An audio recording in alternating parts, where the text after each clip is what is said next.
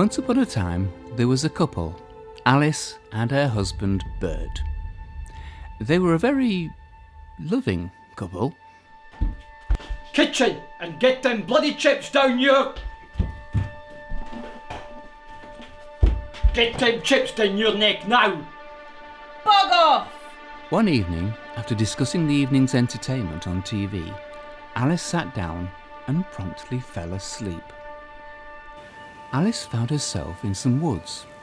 She looked around, wondering where she was. She walked on, following a path, getting deeper and deeper into the woods. Suddenly, she stopped. She'd found a tree with a large hole in its base. Peering into the hole, she suddenly found herself falling into it. Alice fell, going down deeper and deeper into the hole. Suddenly, she hit the bottom.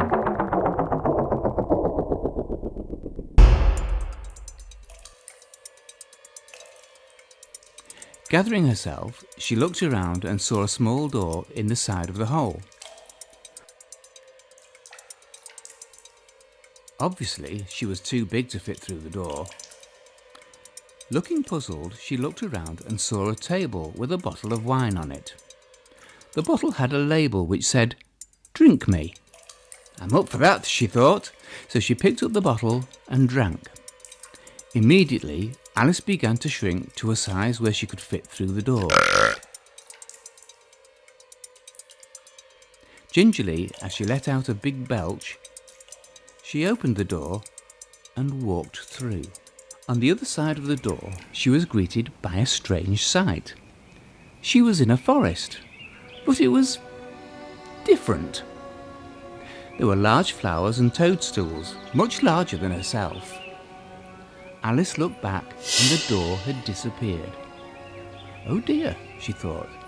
"How am I going to get back home?" There seemed to be a pathway leading further into the forest, so she started to walk down it.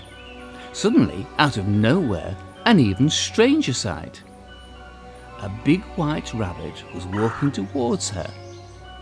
The rabbit was holding a mobile phone and kept mumbling about how late it was.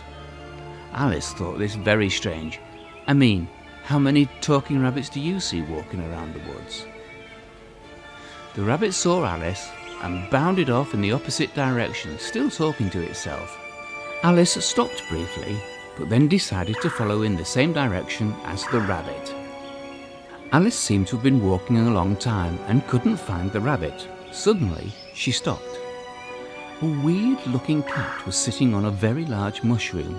Thinking she had nothing to lose, as she already thought she was going mad, she asked the cat who it was. Who are you? The cat answered her. "I'm the Cheshire Cat." Alice answered. You're a strange-looking cat. The cat answered back. "Strange? Have you looked in the mirror lately? What are you doing here?" Alice said she didn't know, so the cat said to her to follow the path and it would take her to where she would need to be. Alice shrugged her shoulders and carried on walking. Sometime later, she came to a clearing with a most astonishing sight. Alice could not believe what she was seeing. There was a table with a strange man in a large hat, a mouse fast asleep, and the white rabbit. "Ah," said the man, "you must be Alice." Alice seemed shocked that he knew who she was. "Who are you?" asked Alice. "I'm the Mad Hatter," explained the man, "and we're having a party. Oh, look, it's nearly 6 o'clock. Time for tea. Would you like a cup?" Alice reluctantly sat down at the table and said yes, and was quickly poured a cup of tea. The Mad Hatter then proceeded to get up and started to dance a jig. Alice thought this was very amusing and began laughing. Suddenly, the Mad Hatter sat down again. Alice asked how he knew who she was and what she was doing here. She said, "None of this can be real." None of this can be real. The White Rabbit quickly butted in, explaining that Alice was here for a reason and that she should visit the Queen and hurry about it, as the Queen didn't like anyone being late. Because she doesn't like being kept waiting. The Queen? Yes, the Queen of Hearts, said the Mad Hatter. Queen of Hearts? But why? Asked Alice. I don't know.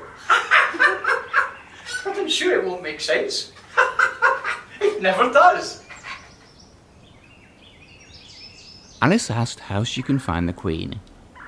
That's easy, said the Mad Hatter. Just follow that road. Or that road.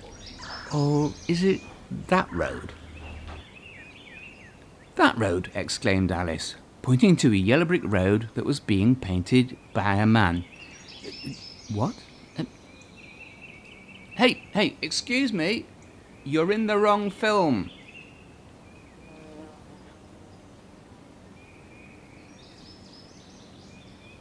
Alice finishes her tea, gets up and chooses one of the roads and walks off, saying goodbye to everyone.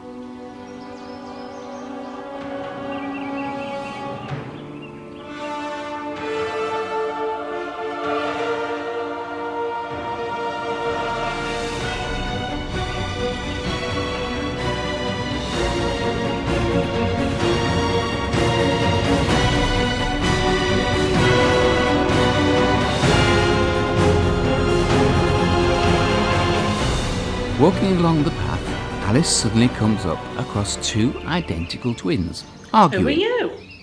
Interrupting them, Alice asks who they are and how she can find the Queen. I'm Tweedledee. Said one. And I'm Tweedledum. Replied the other. And you are? Inquisitively they asked. I'm Alice.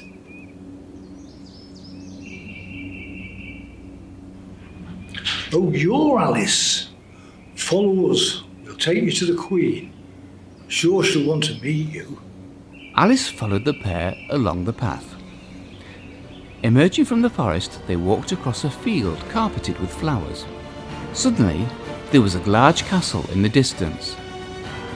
Walking on, the castle got nearer and nearer. Ooh, said Alice. Is that where she lives? Yes, the pair replied. And they promptly marched on. Alice was escorted into a large hall which was full of soldiers that resembled playing cards. She thought, surely this can't get any weirder. Sat at the far end on a throne was the Queen of Hearts, one leg over the side of the throne. The Queen suddenly shouted out, "Get me a pig!" Suddenly, a pig whooshed along the ground and the Queen rested her other leg on it. Alice, Tweedledee and Tweedledum were presented to the Queen. Queen looked in disdain at Alice and said, "Off with her head!" Alice responded, What? Tweedledee promptly told the Queen that Alice was here to help her. How? The Jabberwocky, said Tweedledum. She can kill the Jabberwocky. Alice looked on in sheer disbelief and said, What's a Jabberwocky? Tweedledee responded, It's written, he said, in folklore. It's true, said Tweedledum. It's written that a young lady will enter the land and save everybody from the Jabberwocky. She will fight it and defeat it, and so the curse will be broken. Alice said, Hang on a minute, how am I going to fight off a savage beast? Suddenly there was a flash and a woman appeared. Who are you? I'm the fairy godmother, here to help Alice. Alice looked relieved. Thinking that this couldn't get any worse, Alice said, Okay, let's get this over with. Alice was escorted out of the castle to some old ruins. The fairy godmother said that help would be provided to anyone who asked for it. Alice looked at her in a puzzled way. Help? Exclaimed Alice. I need more than help. I need a miracle. Suddenly, from out of nowhere, a boy appeared. Alice asked, Who are you? The boy explained that he was Harry, and he was good at killing dragons. Alice looked impressed. Suddenly, there was a noise, and out of the mist came a giant black and white cat. What? Where's the dragon? Harry looked aghast and said, Ooh, that's scary. With a shake of his wand, a streak of light shot from it and hit the cat. The cat rolled over onto its back and was defeated. "That was easy," said Alice. That was easy. What was so scary about a big fluffy cat? I've had enough of this. I need to get home for tea. The fairy godmother said, I'm sure we'll be able to help you with that. Harry pointed to an old boot on the floor. "Hold on to that," he said. "It's a port key, and it will take you home. Just say there's no place like home 3 times, and off you'll go." Alice looked puzzled, but did as she was told. As soon as she touched the boot, there was a whoosh, and she disappeared. Alice, fast asleep, woke suddenly and sat up. There's no place like home. Oh, there's no place like home. Oh, there's no place like home. Oh, thank God it was all a dream. A voice rang out from another room. I've made you a cup of tea, dear. Alice looked round. A strange figure emerged through the door. It was the Mad Hatter. Alice looked aghast.